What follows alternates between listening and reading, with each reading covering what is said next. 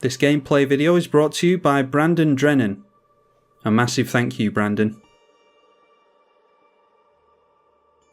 Carth the Lion versus Grand Arbiter Augustin IV. And we've got a decent hand there. Mirri's Guile can get us into the third land for the Cultivate. Might go for some fast mana with the Demonic Tutor. Could go for some card draw with it, I suppose. So get on with the game. That is a forest into a Mirri's Guile, and we'll pass the turn straight over.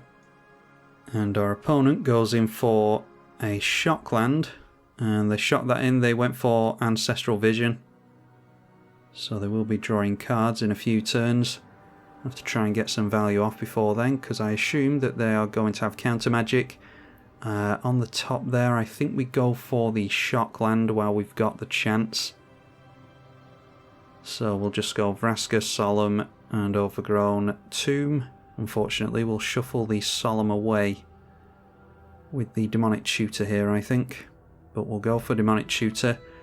Just going for a Sol Ring, I think, because we can play Sol Ring and Cultivate next turn.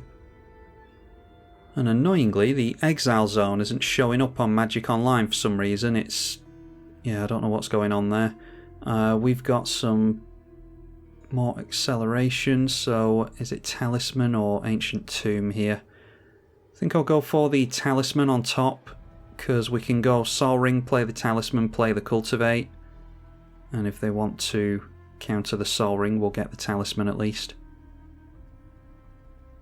But allowing that in, surprisingly, so let's shock in the Overgrown Tomb and we'll go for this Talisman. Hopefully they don't counter this, and they don't, because I would like to get the Cultivate off. So going down to 2 cards in hand, but accelerating our mana very nicely. Just grab one of each basic, and our opponent is holding up their 2 mana. Didn't do anything with that mana during our turn. Step closer to drawing some cards though. And again holding up double blue, so I imagine they do have a counterspell in hand. Toxic Deluge I won't keep, I don't think. We'll shuffle these things away and just grab the Marsh Flats. I've got a Damnation in hand, so I don't think we need the Toxic Deluge as well. It's not likely this will be a creature-based deck. Let's try our Carth the Lion. And of course, they are going to counter that with a Spell Crumple. So that goes back into the command zone. We'll shuffle that stuff away and grab a tap land out of the library. The Ancestral Vision. I think there's only one more counter on that. Annoyingly, I can't keep that open in a separate window because it's not showing up for some reason.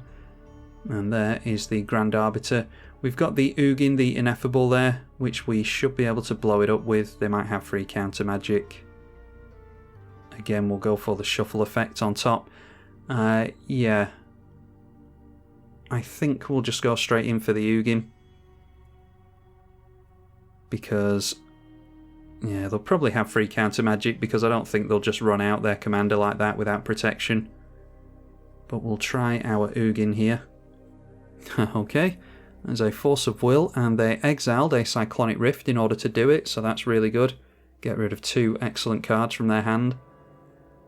Let's shuffle those other cards away. We're getting a lot of use out of Mirri's Guile as well. So there we are, the Ancestral Vision. They are finally able to draw, so they'll go up to 6 in hand and then 7 once they draw. So just when we thought we were getting somewhere. Okay, well, didn't think this would be a creature-based deck, but they go for Blade Splicer, which comes in with a 3/3 first striking golem. Hit us for 2 points of commander damage. So this Damnation might be more handy than I thought it was going to be. Now then.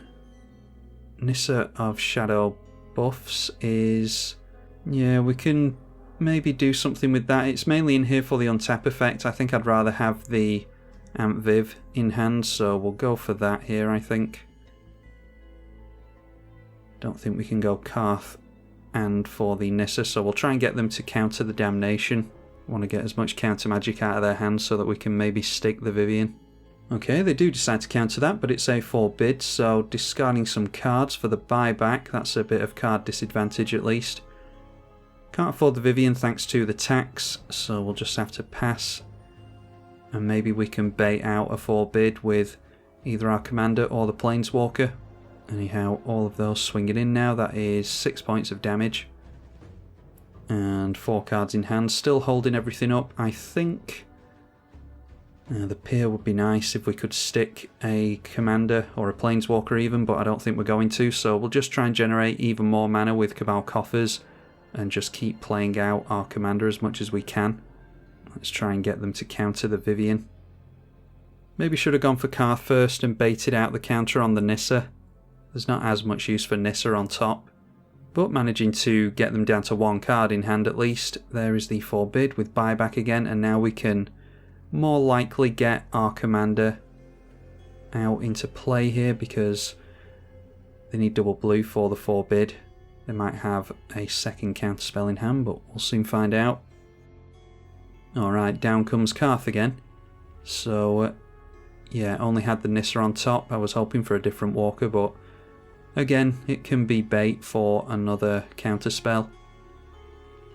Because obviously we know that they've definitely got the Forbid in hand. And they could buy it back again now that they've got 3 cards. Okay, a Flicker Wisp, so they'll get themselves into another Golem here. Because they do get rid of their Golem Lord. The Blade Splicer comes back into play straight away. And deciding not to swing into our 3/5 for obvious reasons. Yeah, I think we just go straight for the Nissa into hand here. We'll go for the black and green Nissa first of all. See if they want to counter that one.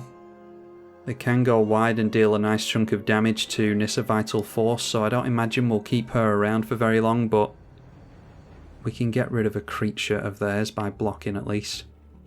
And then it's obviously card advantage thanks to Carth whenever one of our planeswalkers dies as well. Okay, they were thinking for a bit there, but decided to let this Nissa down. So we'll go for 5 mana into the Cabal Coffers, or the Cabal Coffers makes 5 mana, I should say. Untap, just a swamp. Maybe should have gone for a forest there, actually, because the swamps are important whilst Urborg isn't in play. Nissa Vital Force now as well. And we'll untap another land in order to protect our commander. Or to protect our planeswalkers even, but they do go for the Forbid on that, as you would expect. So 1 card left in hand, 2 during their turn. Oh, of course, the man lands don't stay animated anyway, do they? So they couldn't block regardless. Not wanting to send their golems in anyway, just a 3/1 flyer at the moment by the looks of it. They might try and go wide here. They'll lose a golem for their efforts though.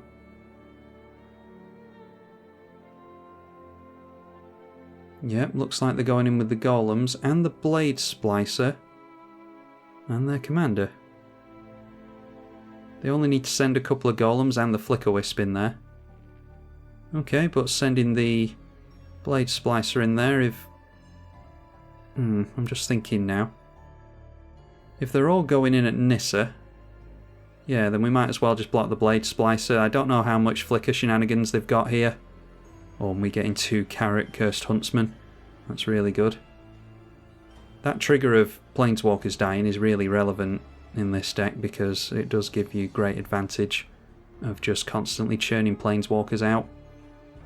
But yeah, I don't know if they have any other Flicker stuff, so wanted to get rid of the Blade Splicer there. Nixilis is obviously really good. I think we want to draw into... Oh, I clicked Ophiomancer because it's the one I wanted to draw into. Yeah, and ended up putting it 3rd from the top by clicking it. Yeah, we'll just obviously put the Obnixilis on top, just drew into that, and let's go for the Cursed Huntsman here. 1 card left in our opponent's hand. Do they have another counter spell? A Snap Mage, okay. Yep, this is Grand Arbiter Augustin IV for you. So that only costs them 1 mana and they can grab a counter spell that will cost them less and no doubt counter this Cursed Huntsman. And that was the Forbid. So we'll just have to keep the Obnixilis in hand. We can blow up one of their creatures at least. And yeah, starting to fear the fact that they don't have anything else for us now. So now we can get rid of the 3/3 Golem. They're just going to turn in sideways quite aggressively at this point, I think, before we start getting walkers into play. Okay, so confront the past is pretty good. Could get the Ugin back with that maybe, or the Garruk. Not a whole lot of power for the other Garruk, so I think we'll just go for the Ophiomancer this time, like I should have done last turn. We couldn't have cast it anyway, I don't think. Go for the Obnixilis, which will cost us 6 mana thanks to the tax. And then Ophiomancer will be 4. Luckily we've ramped a lot this game. I'm going to destroy the Flickerwisp because it is a decent attacker as a 3-1. And then, speaking of attacking, we'll make it difficult for our opponent to attack by making a 1-1 Death Touching Snake with the Ophiomancer. And I'll hold back our commander as a blocker until we've completely stabilised. Might get a few draws out of the Obnixilis, hopefully. Okay, Detention Sphere. Down to 0 cards in hand at least, so we might finally be getting somewhere. And they decide to get rid of our Planeswalker. Yeah, I think we'll just put it back in the command zone. We've got a decent chunk of mana to replay it. And now they turn in sideways at us. I think we want to protect our Obnixilis as best we can. Yeah, so we'll just get rid of the Snap Mage. They can deal 2 points of damage to the Obnixilis. I think we just need as much card advantage as we can get into to try and keep ourselves in the game. Alright, Vraska's cool. Garruk, we don't have anything to draw cards with the Garruk. I think we just go for Confront the Past and try and get a big walker into play here. We've got no cards in hand, so we know that this is going to resolve. So draw into that obviously, and it's between Ugin and the big Garruk. I think we go for the Cursed Huntsman here. And we can start making a bunch of tokens to block with. So that is 8 mana into that thanks to the tax. And Miri's Guile has made all the difference here thanks to us being able to select the cards that we draw. It's no Sylvan Library, but it's no slouch either. So make the Wolf tokens plus on the Obnixilis to draw a card, and we know what we're drawing into of course. We get to look at 2 new cards on top now. And our opponent seems to be just skimming straight through the turn, so 1 card in hand, could be some interaction of course. And we've got the Vraska. Night's Whisper's too risky at this point I think, so maybe Nissa. I think I like Vraska for now because it's removal. But Nissa onto these tokens, putting plus counters on the tokens is good. Let's go Vraska for now. So I'm going to make some Wolf tokens. Throw down the Vraska, and then Vraska can blow up the commander, and that way we'll be able to draw into the Nissa with Obnixilis.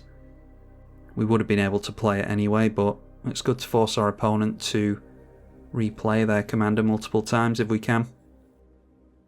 So plus on the Obnixilis, and we are back at blowing up a creature territory with Obnixilis, drawing to the Nissa which we knew was there. Minus on the Nissa, and that is plus counters on there, so we can deal some decent damage, and we've got more power to draw with the Garruk that's in our hand as well. Looks like we might have successfully stabilised here.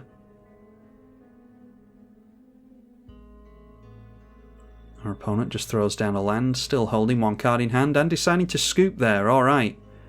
So yeah, that tends to be the case with Grand Arbiter Augustin IV decks. If they can't grind the game out long enough to get a combo going, or it looks like our opponent wanted to do flicker ETB stuff here, maybe just frustrate their opponent to death. I don't know what the win con was there, but we managed to stabilise there and our opponent didn't see a way out, so just decided to scoop it up. Hopefully you all enjoyed this revisit to 1v1 and Carth the Lion. I couldn't find time to get a multiplayer game in with Carth, so decided to test out 1v1 again, and hopefully you all enjoyed it. Be sure to leave it a thumbs up and share it with your friends if you did. I'm tribalkai on the EDH channel. Thank you for watching.